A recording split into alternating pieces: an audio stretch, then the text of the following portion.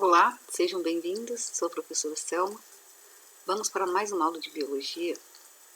Nessa aula nós iremos estudar reprodução dos seres vivos, reprodução comparada. Vamos estudar um pouco da reprodução dos vários seres vivos existentes. Nós sabemos que os seres vivos são agrupados em 5 grandes reinos: reino Monera, reino Protista, reino Fungi, reino animal e reino vegetal. Nós vamos estudar um pouquinho da reprodução de cada um deles. Reprodução. Reprodução é o processo onde um ser vivo dá origem a outro ser da mesma espécie que ele. Então é o processo através do qual o ser vivo dá origem a outros indivíduos da mesma espécie que ele. Nos seres vivos, tem basicamente 2 tipos de reprodução: a reprodução assexuada e reprodução sexuada. Na reprodução assexuada, não ocorre troca de material genético. Um indivíduo sozinho dá origem a outro. Já na reprodução sexuada, ocorre a troca de material genético, o que nós chamamos de recombinação de material genético, recombinação gênica. Vamos começar falando da reprodução assexuada. Quais as vantagens para os seres vivos desse tipo de reprodução? É uma reprodução que ocorre mais rápida, ela requer menos energia, menos nutrientes para o processo, ocasiona aí maior número de descendentes. Um só indivíduo pode colonizar habitats de condições semelhantes sem intervenção de um segundo indivíduo. Por exemplo, bactérias. As bactérias elas colonizam um ambiente ali inóspito rapidamente, sozinhas, sem precisar de nenhum outro indivíduo. Elas vão fazendo a sua divisão celular e se multiplicando e colonizando aquele ambiente.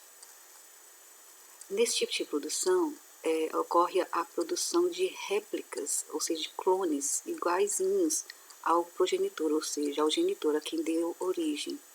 Então, uma bactéria vai produzir 2 bactérias iguaizinhas a ela, e assim sucessivamente, até ocorrer grande quantidade de bactérias naquele local, ou a quantidade que aquele local vai suportar elas, comportar elas. Já as desvantagens da reprodução assexuada, a diversidade nesse tipo de reprodução é praticamente nula, porque não favorece a evolução de espécies. Então, a adaptação dos indivíduos, às vezes, não é muito fácil, porque se um fator acomete, ataca, começa aí a matar esses indivíduos, por exemplo, um agrotóxico ou um antibiótico, no caso das bactérias, começa a matar aquele tipo de bactéria. Se elas são todas iguais, aquele antibiótico vai matar todas as bactérias, porque não tem bactéria diferente resistente àquele indivíduo, aquele antibiótico. Então, por isso que fala que, um exemplo, a gente não pode ficar tomando antibiótico por conta própria, porque nós vamos ver que vários medicamentos para combater determinado tipo de bactéria vai combater, mas posteriormente nós vamos ver também lá na reprodução sexuada, que algumas bactérias fazem também, que as bactérias ficam resistentes a alguns antibióticos. Aí depois complica quando nós precisarmos usar determinado antibiótico, ele não vai ter eficácia no nosso corpo. Mas se as bactérias reproduzissem só por reprodução assexuada, aí sim, aí o medicamento ele seria totalmente eficaz, mas nós vamos ver que elas também reproduzem de forma sexuada também. Aí entra a aquisição de material genético que vai fazer com que essa bactéria fique resistente àquele meio, não vai morrer. E uma que sobrevive vai se multiplicar e logo tem milhares ali. O tipo de reprodução assexuada mais comum nos seres vivos é a cisparidade. É também chamada de bipartição ou divisão binária. Qualquer um desses três nomes é o correto. É correto, eles são sinônimos. Mas nós vamos ver mais abaixo que existem outros tipos de reprodução assexuada, só que essas essa reprodução por cisparidade é o tipo mais comum.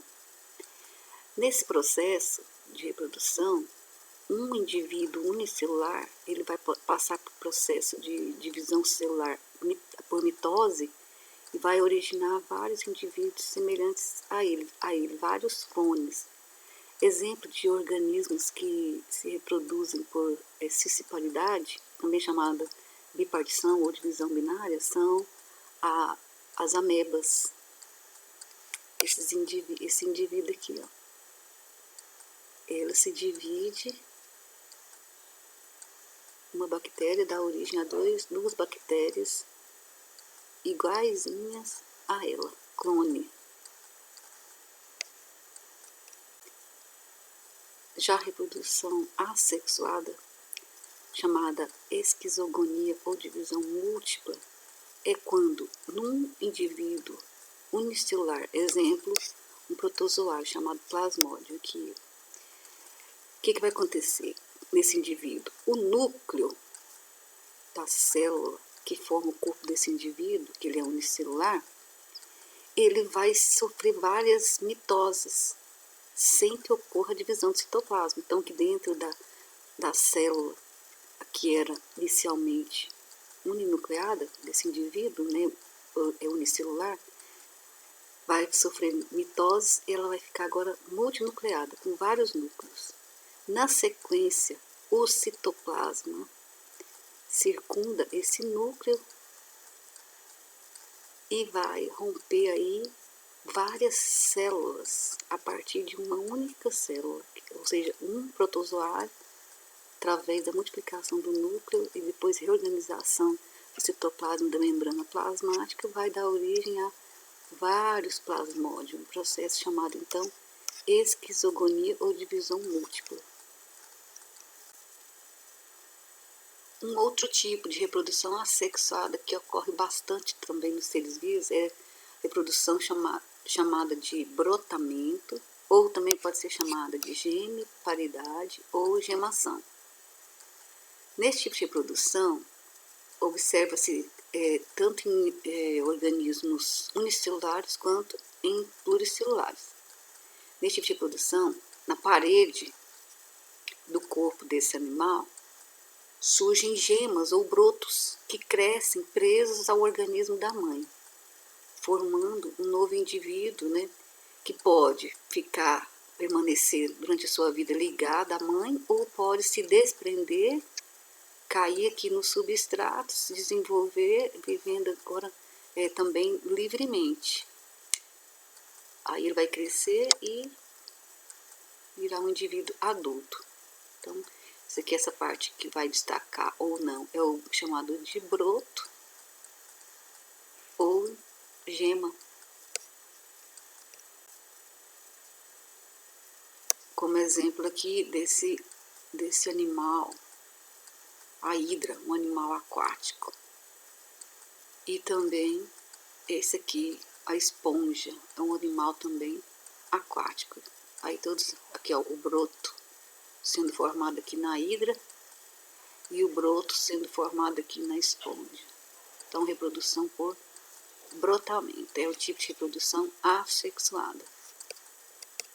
Existe um tipo de reprodução assexuada chamada gemulação. A gemulação, então, é um processo de reprodução assexuada que ocorre nas esponjas de água doce, onde, dentro do corpo do animal, aparece um conjunto de células, aqui, ó, chamadas amebócitos, dentro do corpo do animal. Então, essas células vão ser envolvidas por esta capa dotada de espículas, né? E esse conjunto de células denominado gêmula. Aí, se o animal tiver num ambiente que não tiver favorável para a vida desse animal, eles vão liberar, eles vão produzir essas células aqui. E quando o ambiente, essa gêmula, quando o ambiente estiver propício, estiver favorável, eles vão liberar essa gêmula no meio ambiente, e essa gêmula agora vai se desenvolver e formar um novo indivíduo, ou seja, uma nova esponja. Então, essa gemulação aqui, essa gêmula, ela é uma estrutura reprodutora para garantir aí, ó, a sobrevivência de espécies em condições desfavoráveis para essa espécie. Como um exemplo de condições desfavoráveis, nós temos aí locais muito poluídos, água muito poluída, já que as esponjas são animais aquáticos.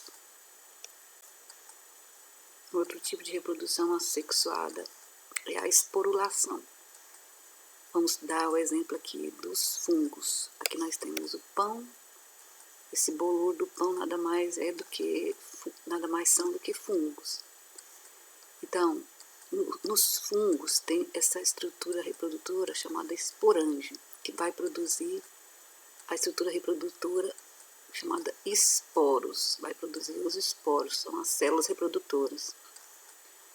Essas células reprodutoras, quando elas caem no ambiente, pode ser que mesmo em outras partes do pão, ela vai originar novos indivíduos, tipo de reprodução, então, assexuada. Ainda sobre reprodução assexuada, reprodução chamada de fragmentação. Nesse tipo de reprodução, ocorre a separação de fragmentos do corpo do animal, onde cada fragmento vai dar origem a um novo indivíduo. Exemplo aqui nós temos a planária e a estrela do mar, como exemplos. Se o corpo da planária for cortado em partes, cada parte que foi cortada vai originar uma nova planária. Mesmo acontece com a estrela do mar. Cada parte dela que foi cortada, aqui ó, cada bracinho dela que foi cortado, vai originar uma nova estrela do mar.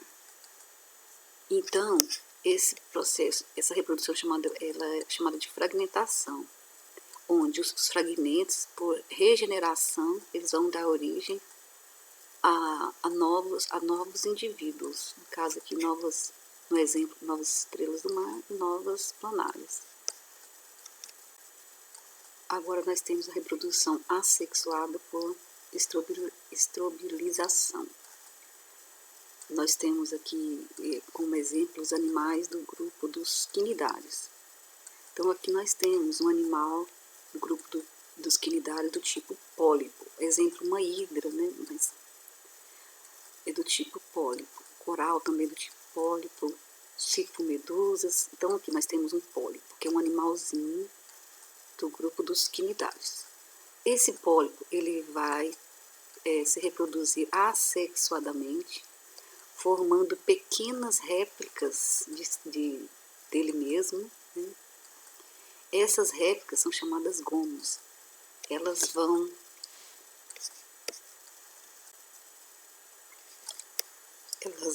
se destacando e esses pequenos pólipos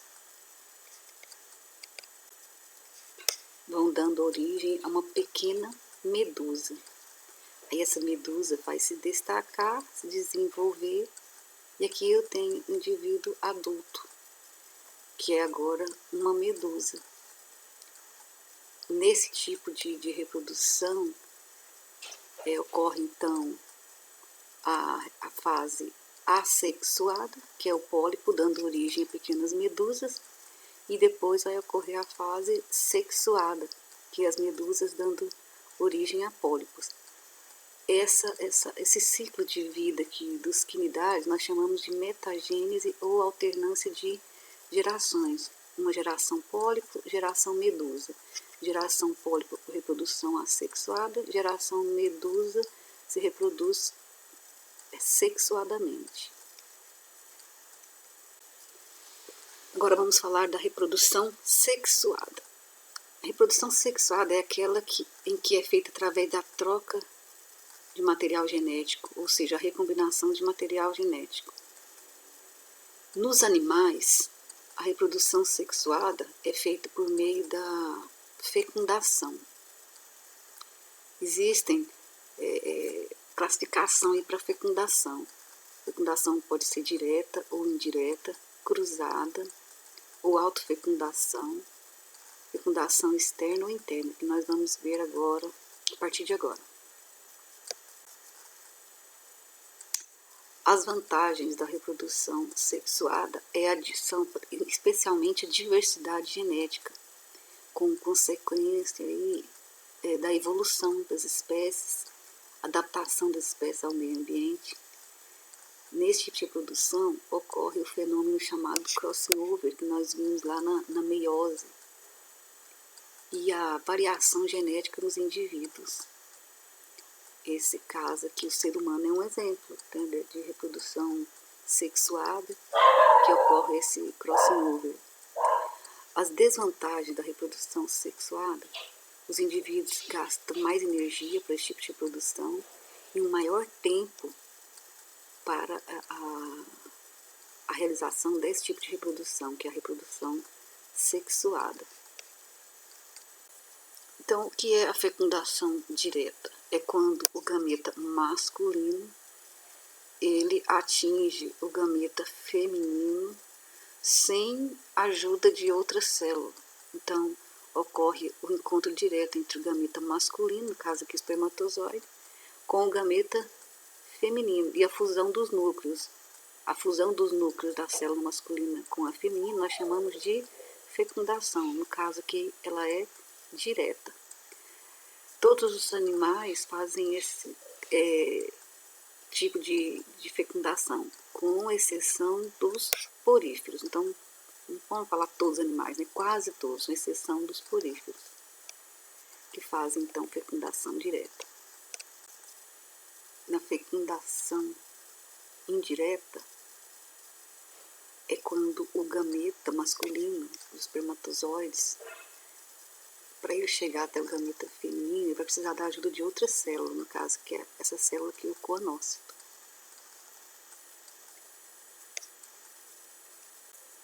Então, nesse exemplo de fecundação indireta, nós temos aqui os poríferos, que esponja macho, esponja fêmea.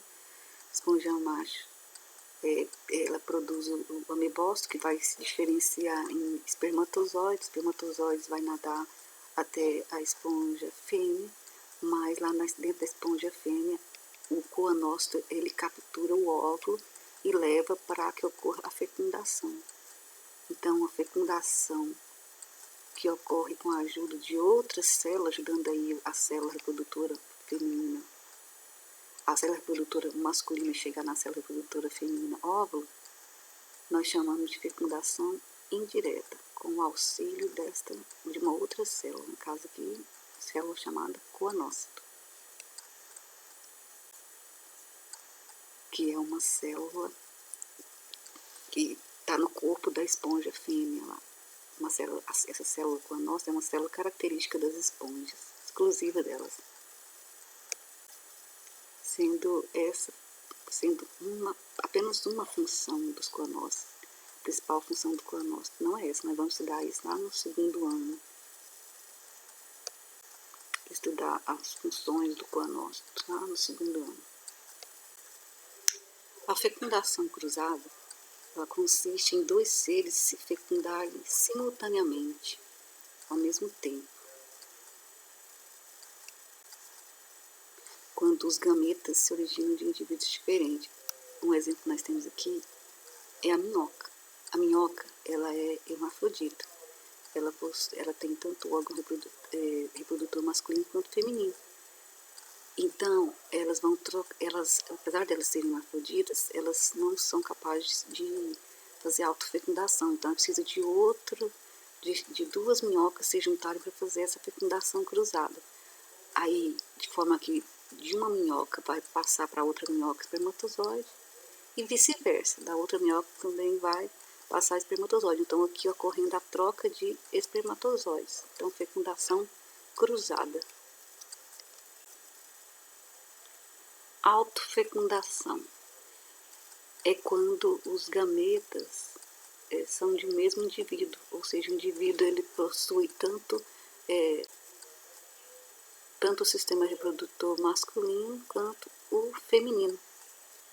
Então, exemplo aqui nós temos a tênia, nós conhecemos ela também como solitária.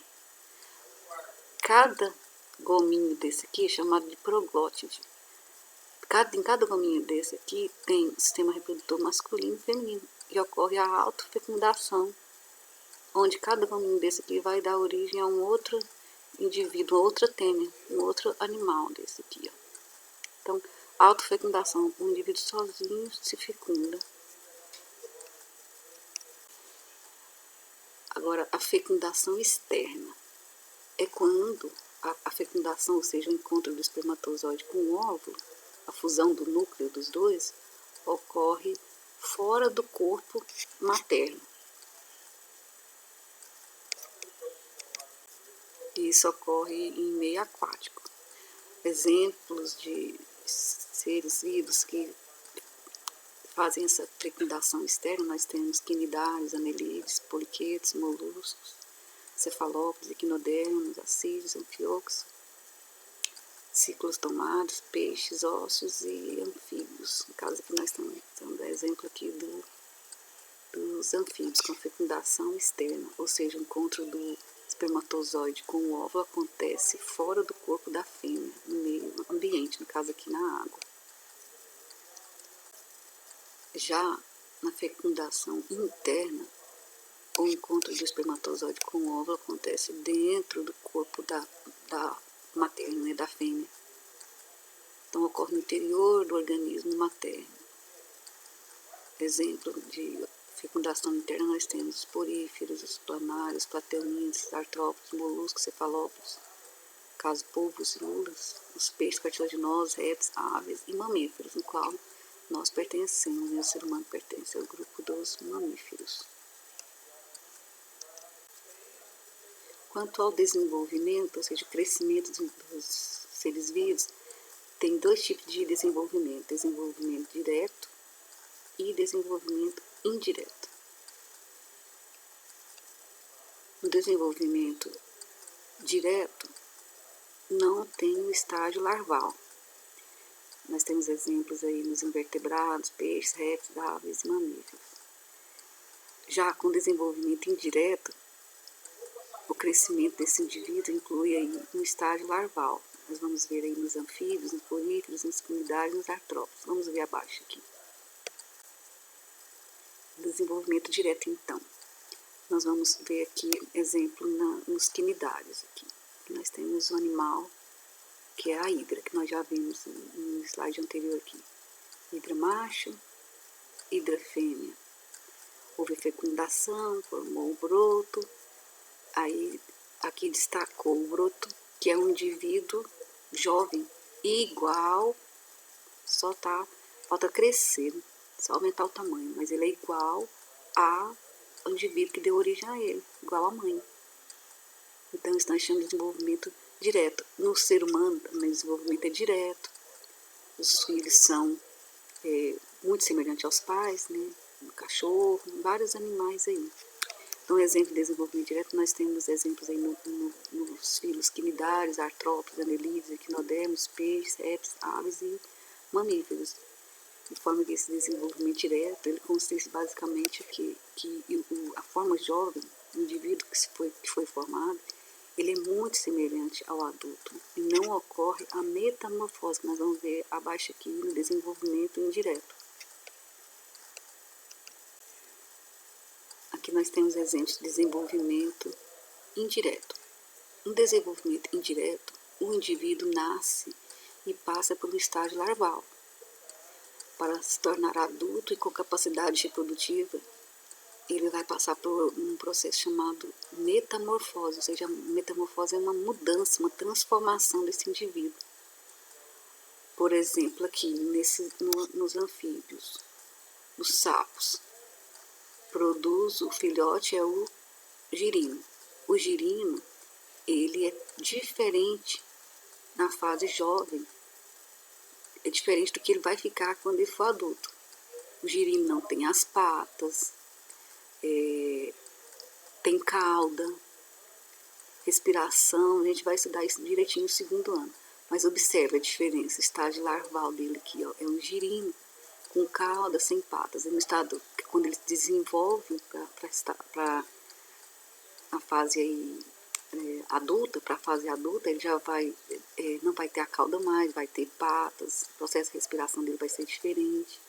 Isso aqui nós chamamos de metamorfose. Vocês já viram isso, nós estamos só revisando. Aqui nós temos as esponjas, que também vão passar por um estágio larval, diferente da esponja que deu origem a ela. Então aqui, quando tem a presença de larva, ou seja, um indivíduo que se formou é diferente do que ele vai ser quando adulto, a gente chama de desenvolvimento indireto, ou no caso aqui, metamorfose também. Agora nós vamos ver modos atípicos de reprodução, ou seja, tipo de reprodução mais incomum, não acontece tanto nos seres vivos. Reprodução do tipo partenogênese. Nesse tipo de reprodução, um ser vivo ele é formado a partir de óvulos que não foram fecundados, ou seja, não foram fertilizados. Então, óvulos não fecundados formam um novo indivíduo. Exemplo que nós temos que faz esse tipo de reprodução, nós temos as abelhas, onde os machos, né, são haploides e são produzidos pelo processo de partenogênese. Ou seja, vão ser formados a partir de óvulos não fecundados. Ainda sobre modos atípicos de reprodução, nós temos a reprodução do tipo neotenia, onde a maturação sexual dos animais ocorre no estado juvenil ou no estágio larval, sem que esse indivíduo passe por metamorfose. Como exemplo, nós temos aqui algumas salamandras.